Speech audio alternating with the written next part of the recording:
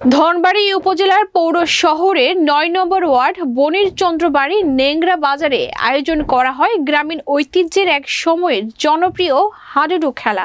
জনপ্রিয় এই খেলাটি টিকিয়ে রাখা এবং নতুন প্রজন্মকে উজ্জীবিত করতে গতকাল বিকেলে ধনবাড়ী উপজেলার পৌর শহরের বনির চন্দ্রবাড়ি নেংরা বাজারের আয়োজনে বাজার মাঠে এই হাডুডু প্রতিযোগিতার ফাইনাল খেলা ও পুরস্কার বিতরণ করা হয়। ধনবাড়ী থেকে শহীদুল ইসলামের প্রতিবেদনে থাকছে বিস্তারিত। নাগরিক জীবনের ব্যস্ততায় হারিয়ে যাওয়া ঐতিহ্যবাহী ফাইনাল খেলা দেখতে নেংরা বাজার মাঠে আসেন ধনবাড়ী উপজেলা সহ বিভিন্ন উপজেলার দর্শক ও ক্রীড়াপ্রেমীরা। উক্ত খেলায় প্রধান অতিথি হিসেবে উপস্থিত ছিলেন ধনবাড়ী পৌরসভার মেয়র মনিরুজ্জামান বকল।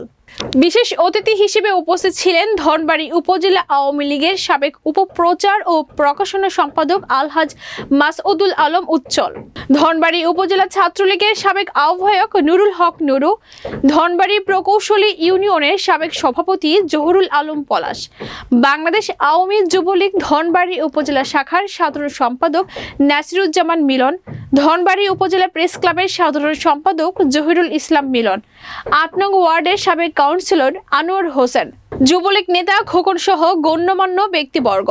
আসিয়া হাসান আলী মহিলা ডিগ্রি কলেজের সাবেক ভারপ্রাপ্ত অধ্যক্ষ সাইফুল ইসলাম বেলালের সভাপতিত্বে প্রধান অতিথির বক্তব্যে পৌর মেয়র মনিরুজ্জামান বকুল বলেন, হারিয়ে যাওয়া এই খেলাগুলো নতুন করে আবার শুরু হলে সমাজের অপরাধ কর্মকাণ্ড হ্রাস পাবে। বিশেষ অতিথি মাসুদুল আলম উজ্জ্বল বলেন, একটা সময় ছিল প্রতিটি গ্রামে হাডুডু খেলা হতো, এখন আর হাডুডু খেলা তেমন দেখা যায় না। দীর্ঘদিন পরে বিভিন্ন স্থান থেকে আসা খেলোয়াড়দের খেলা দেখতে আমাদের ভালো লেগেছে। আমরা চাই হাডুডু খেলার আয়োজন যে প্রতিটা গ্রামে গ্রামে অনুষ্ঠিত হয় এই ঐতিহ্যকে ধরে রাখার জন্য। ফাইনাল খেলায় অংশ নেয় চালাশ পশ্চিম পাড়া একাদশ ও বনির চন্দ্রবাড়ি একাদশ।